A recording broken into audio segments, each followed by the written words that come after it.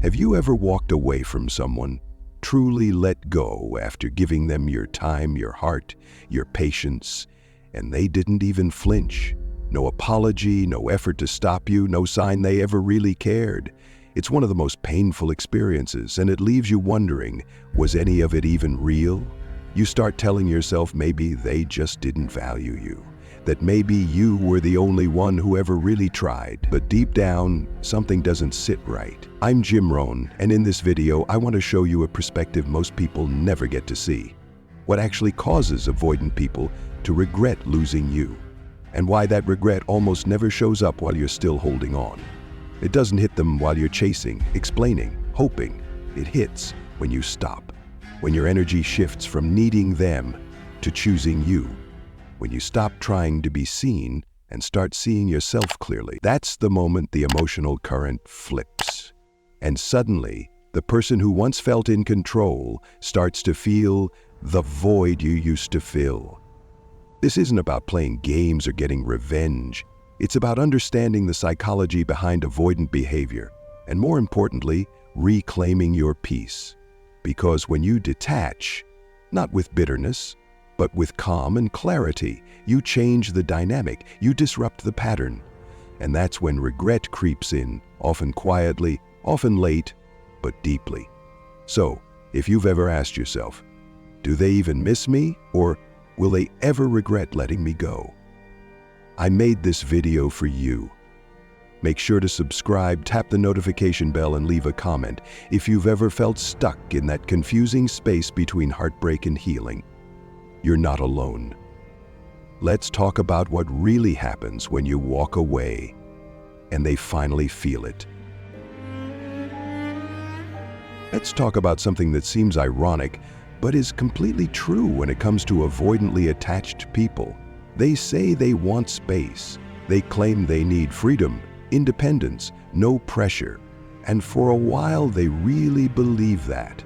They pull away. They create emotional distance. They tell themselves, this is better. I need time to breathe. I feel lighter now. But here's where it gets interesting. That sense of relief, it doesn't last. See, as long as you're still emotionally available, checking in, lingering in their orbit, hoping they'll come back, they feel in control. They have space and your attention. But the second you truly step away, not in anger, not to play a game, but from a place of real acceptance and peace, it changes everything. Because now they're not getting distance on their terms, they're experiencing your absence, and that's a very different feeling. Let's take a real-life example. Maybe after weeks of hot and cold behavior, you decide to stop reaching out. You don't post to get their attention. You're not secretly hoping they watch your stories. You just quietly shift back to yourself. You get focused on your life again, your routines, your healing. From the outside, you've simply let go. But on their end, that silence gets loud, fast. What they thought they wanted, distance, now feels like a void. You're not available to soothe their fear anymore. You're not showing up the way you used to. And that's when they start to notice the impact of your absence. Not because you said anything, but because your presence is no longer something they can rely on. That's the twist. What was once their comfort zone becomes a source of discomfort. Not because you punished them, but because you finally chose your peace over their pattern. Here's the part that surprises a lot of people. It's not your tears, your begging, or your deep emotional texts that make an avoidant regret losing you.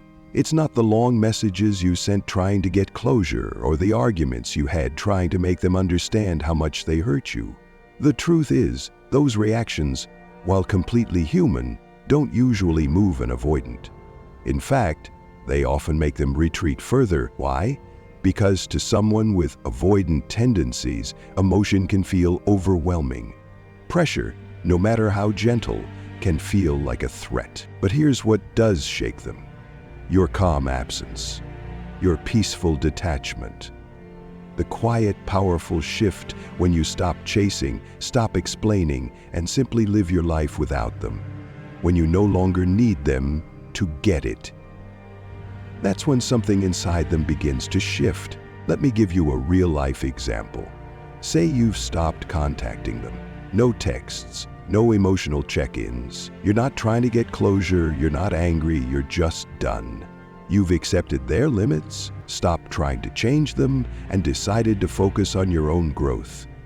Maybe you've joined a fitness class, started healing in therapy, or picked up a creative passion again.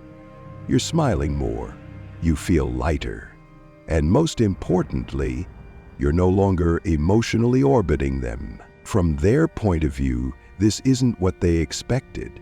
They were used to you reaching out. They assumed you'd still be there in some capacity, and now you're not. You've become still, clear, focused on yourself. And that is what creates regret. Not the fight you had 3 weeks ago, but the version of you they can no longer reach. Avoidants aren't moved by emotional storms. They're rattled by emotional stability, especially when that stability no longer includes them. Your peace becomes louder than any words you could have said. Your progress becomes the mirror they can't look away from. Not because you're rubbing it in, but because it reminds them of what they lost. Someone who offered real love, safety, and emotional presence, and who now offers it only to themselves. So if you're wondering whether they'll regret it, don't focus on trying to make them feel it. Focus on becoming someone who no longer needs them to. That's when they feel the loss most deeply, not because you punished them, but because you grew beyond needing their validation. And that's a feeling they can't ignore. Avoidants often operate from a quiet illusion, one they might not even be fully aware of. Deep down, they believe they can come and go as they please, that they can get close when it feels good, pull away when it feels overwhelming, and you'll still be there when they decide to circle back. It's not always out of selfishness, it's just the emotional blueprint they've learned. Control and distance are what keep them feeling safe. And as long as you stay in that loop, responding to every reach out, forgiving every retreat, they feel like they're managing just fine. But here's what they don't expect: for you to stop participating. When you stop showing up to that emotional tug of war, when you no longer react, reach out, or wait around, the structure they were relying on starts to crumble. Suddenly, they're not in control of the rhythm anymore. The push-pull dance breaks, and they're left standing in the silence they once thought they needed. For example, maybe they disappear after a few vulnerable days together. In the past, you might have sent a long message asking what went wrong, but now, you don't respond, you don't chase, you just keep going with your life. And that quiet resistance, your decision to not play the game, is what shakes them. They expected your reaction. Instead, they got your peace. That's when it hits. The person they thought they had emotional control over is no longer there. Not physically maybe, but emotionally, you've moved on. And without your engagement, their illusion of control collapses. That's the moment regret creeps in, not when you fought for them, but when you stopped. Here's something that really catches avoidance off guard: your growth. Not the kind where you pretend to be fine to make them jealous, but the real, quiet kind, where you start living well for you. When you stop trying to win them back, stop waiting for them to show up differently, and begin pouring your energy into your own healing and peace. That's when it hits them hardest. Avoidants are used to holding the emotional upper hand. They pull away, and people usually chase. But when you stop playing that role, when you stop needing them to feel whole, they feel the shift. And for the first time, they realize they didn't lose someone who needed them. They lost someone who chose them. That difference matters more than you think. Let me give you a real-life example. Say you were always the one holding space in the relationship, being patient with their distance, giving them the benefit of the doubt, waiting for them to open up, and then one day something clicks. You stop over-functioning. You start setting boundaries. You get back into the gym, reconnect with friends, maybe even start a new passion project. Your energy is no longer circling around them. It's finally circling back to you. And here's the thing, even if they don't say it, they notice. They might check your socials more, you might get a random "hey" message out of nowhere, but it's not really about catching up. It's them feeling the loss, feeling the absence of someone who once made them feel safe in ways they didn't even understand until it was gone. Because when you grow, when you shine in your own lane, when you heal without needing to prove anything, they feel it, and it makes them realize they didn't just lose a partner. They lost someone rare, someone steady, someone who loved them without conditions, and finally learned to give that same love to themselves. Here's the truth most avoidant exes never expect. It's not your silence that shakes them, it's your life moving forward without them. Not the kind of silence that comes from playing games or pretending to be over them when you're really still waiting.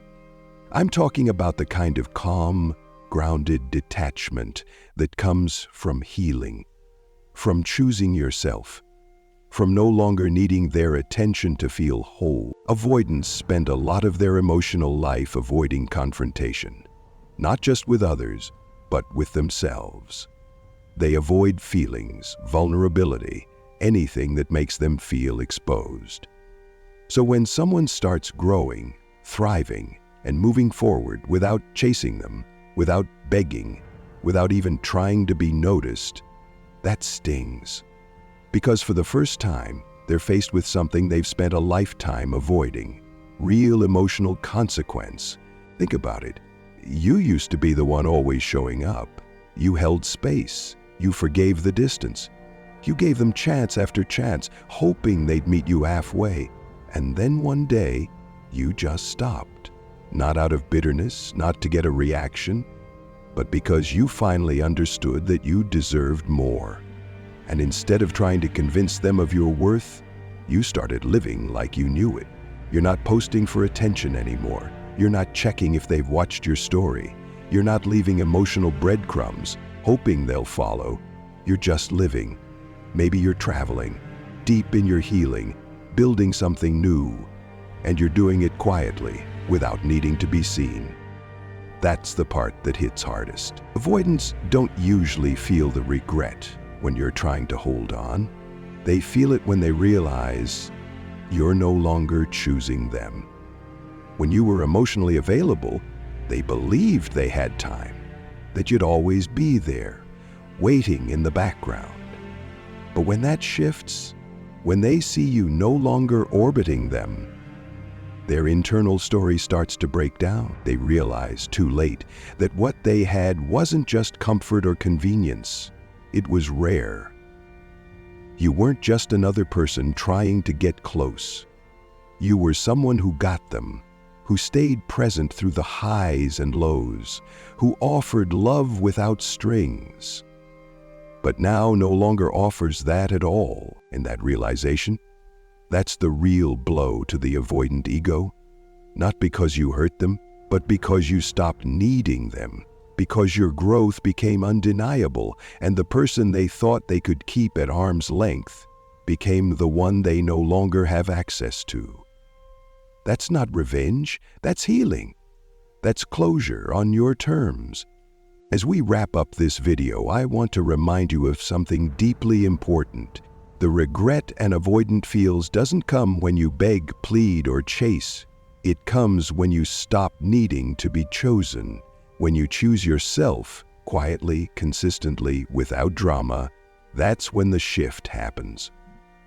Throughout this video, we've unpacked what truly triggers that avoidant regret: your peaceful absence, your emotional detachment, your growth, and the life you build that no longer revolves around them.